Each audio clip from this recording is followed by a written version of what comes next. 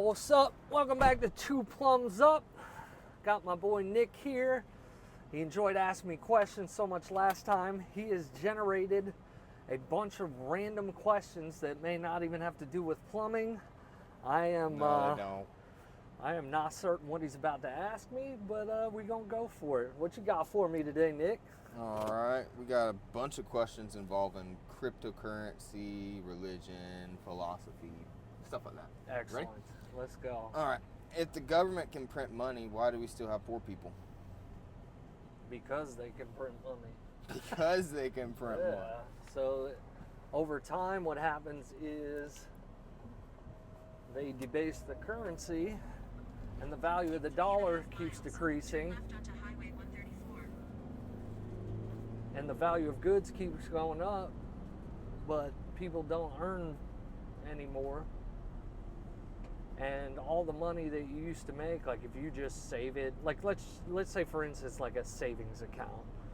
Like if you put $1,000 in a savings account, but you're only getting 1% interest on that money, you would theoretically make an extra $10 a year, right? But if the currency is debasing at a rate of, let's say, 4%, the value of the money, you would need to keep up with the inflation. So technically, you're losing $30 because it got debased by $40. So you put your money in a savings account, and it's not holding the same value as it did. That's why you're supposed to put your money into things that will outpace the rate of inflation. Okay. So yeah, because over time, money just keeps on getting debased because they keep printing it. And we could go into a whole bunch of stuff. I could do a whole podcast on this, talk about the Federal Reserve and different things. But what else you got? What if Bitcoin was created by the government as a test to see if people would voluntarily adopt digital money? So there are theories out there that Bitcoin was created by the NSA. Essentially, like they said, the founder of Bitcoin, his name was Satoshi Nakamoto, and a lot of conspiracies are putting that together, that it was like Samsung, Toshiba, Nokia, or Motorola, and they just put all the names together. But theoretically, like obviously the goal of governments in the future, because one, we just talked about debasement of the currency, there's only so long that can happen before a currency collapses. Right. And you start going into inflation and hyperinflation. So at some point they're going to have to move into a different monetary system, which would make the most sense for digital systems, because now we have all this technology, plus it can be tracked and traced. And there's other nefarious things that it could be used for that wouldn't surprise me, because look at the way of the world. And not to mention, like if you start to go biblical, you're starting to talk about eventually we'll have a one world government, a one world monetary system. How would you do that unless you were using a digital currency? So yeah, it's totally plausible. It's probably more probable that it was created by the government, because most people think Bitcoin is like this thing that can't be tracked or traced, and that's not true. Now there are certain cryptocurrencies where that is the case, but not Bitcoin. So and then with the introduction of like artificial intelligence, is anything actually going to be fully decentralized or private? So yeah, Makes good sense. question. Yeah. All right, ready for number 3. If God knows everything that will happen, do we actually have free will? Yes. So it's one of those things where like our minds can't comprehend how powerful God is, but the Bible says that God is from eternal to eternal, right? And God is omnipotent, omniscient. And I'm going to turn off the GPS here. But God is sovereign through all things. So essentially, like, God works everything out for His good, and God essentially tells us what's going to happen.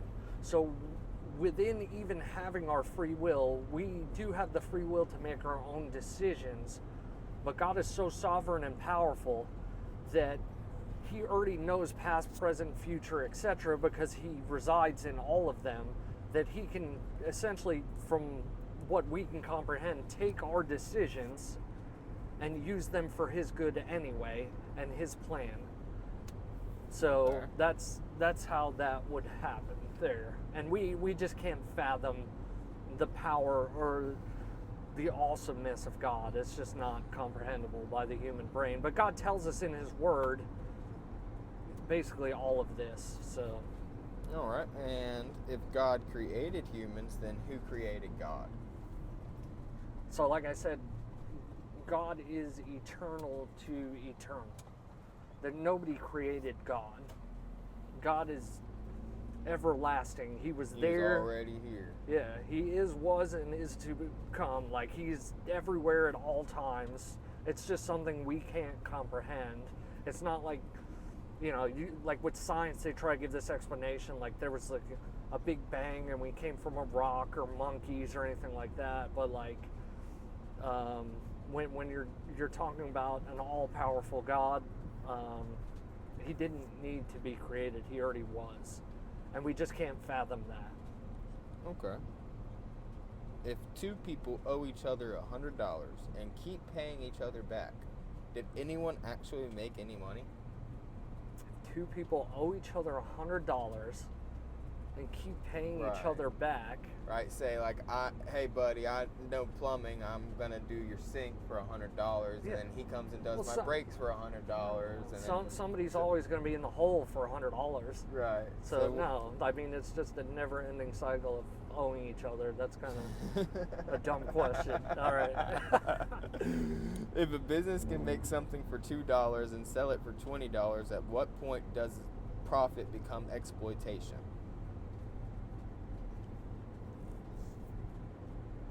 That's a good question. Yeah, that was a good question. That's a good question. I think there's a lot of factors and variables that should be asked there, like what did they have to do for procurement of that product? Okay. What is the overhead? Because if they're buying the product for $2 and selling it, it's capitalism. It's supply and demand. If somebody's willing to pay for a certain product, is it overpriced even though they paid $2 for it? So I think the point of where it becomes too much is when people say, I'm not buying that. Like, you have the option to not work or buy a product from a certain company. Okay. So like, that's all up to you. Don't buy that product. Don't buy that product. Yeah, if you think it's too expensive. Okay. So like, yeah, I don't know. That's a weird sort of question. If cryptocurrency is decentralized, who do you blame when something goes horribly wrong? If you invested or bought it, like, you should have did your due diligence and probably know what you're getting into. You should probably know how decentralized cryptocurrency works. And if something goes terribly wrong, it's probably your own fault because you made the decision to buy it and didn't do your research.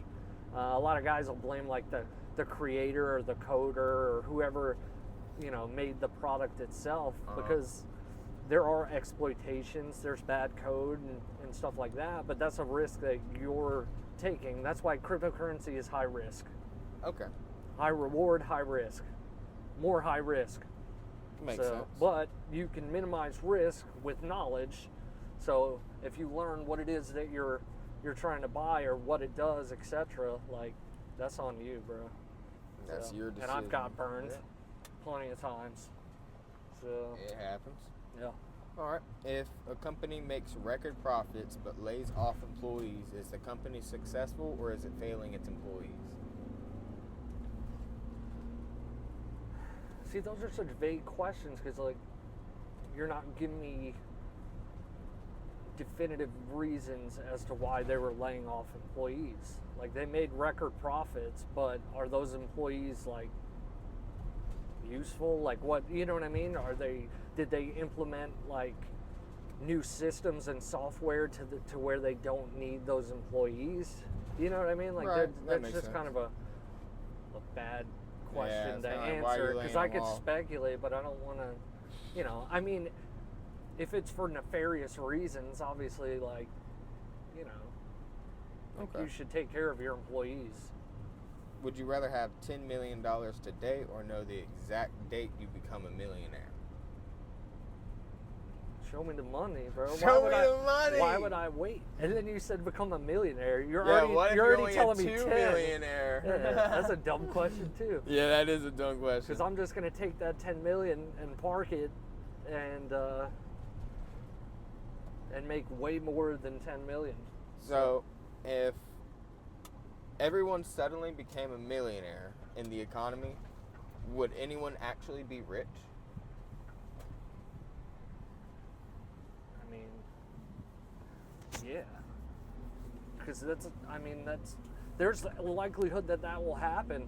Look at like Zimbabwe, where their currency went into hyperinflation, and they were running around with like $100 million bills. You know what I Yeah. mean? Like everyone was a millionaire because Yeah. you had to pay $200 million for a loaf of bread. You know what I'm saying? So that's also kind of a strange question, because it's like if you're just saying it based off of right now, like there's people that are worth hundreds of billions of dollars. There'd still be rich people, and it would just kind of set a new bar as far as the poverty line, because if everyone was a millionaire, the prices of products would go up exponentially as well. True. You know what I True. mean? So Very true. it's just one of those things where that's not a plausible question. All right. What you got? Alright, now we got this one. What if government secretly knows exactly when major economic crashes are coming but do not tell the public? Dude, they create most of the major economic I believe crashes. that. I believe that. 100%. Dude, the market is used to control people and make rich people richer. So, honestly, when you look, like, if you know how to do trading and charting, a lot of times you can tell when there's going to be an issue in the world just based off of the stock market, or, you know what I mean? And Yeah. it's like certain events line up perfectly with moves in the market before they're even going to happen. So it's like, I don't know, something's at its all-time high and everyone's riding it or whatever, and then we go to war and the market crashes because all those guys just dumped on retail and got all that money. Like, yeah, they definitely use the market and the economy as a weapon to divide classes, for sure. The wealthier get wealthier and the poorer get poorer. Yep, So, you got that right. yeah, because honestly, at this point, we're living in kind of like a neo-feudalist society, and it's only separating more and more. Like, you're poor getting way poorer, which are the serfs, and then you have all these people that are just so rich that you're like, why are you even that rich? Right. And those are your kings, essentially, at this point. Okay. Good answer. Alright, you got 2 more questions to go. Alright, why do politicians become rich after entering a job that supposedly pays a normal salary? Corruption. Corruption? Yeah, they use that position to leverage different things. They get knowledge that the average person doesn't have. Yeah. I see that. Yeah, and dude, like, and that's at this point, like, is there such a thing as a politician who isn't corrupt, right? Like, people are going into politics to take advantage of the average person in order to get wealthy, right? Yeah. Because if you're making $200,000 a year, let's take like Nancy Pelosi, for example, because it's a whole meme or whatever. Yeah. Like, I know her husband, he does, I don't know, financial stuff. He's probably on Wall Street, hedge funds, whatever. But for her specifically, like, it's speculated that she'll take information about certain bills that are going to be passed and invest in certain companies because they know that those companies are going to get government contracts, etc., in order to do whatever. And she's going to make a bunch of money. And she Right. has. And it's a whole meme because now, like, there's literally apps online where you could just follow her trades and trade what she's doing, and you're probably not going to lose money. So pretty hilarious. Yeah. Okay, cool. Alright.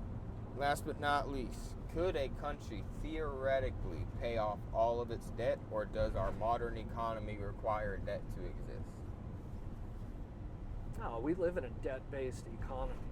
So someone couldn't just pay off all of our debt. Somehow they're still going to owe us something. No, dude, every time somebody tries to, like, pay off debt or go to a different sort of monetary-based system, because right now we're on the petrodollar system. Like, everything used to be backed.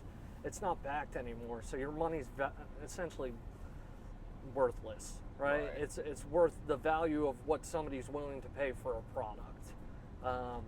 But there's, throughout the history of time, people that have tried to get off of the petrodollar system have been labeled a certain way and then end up being overthrown, like government-wise, or killed, etc., because you're putting a damper in the system of the people who run the world.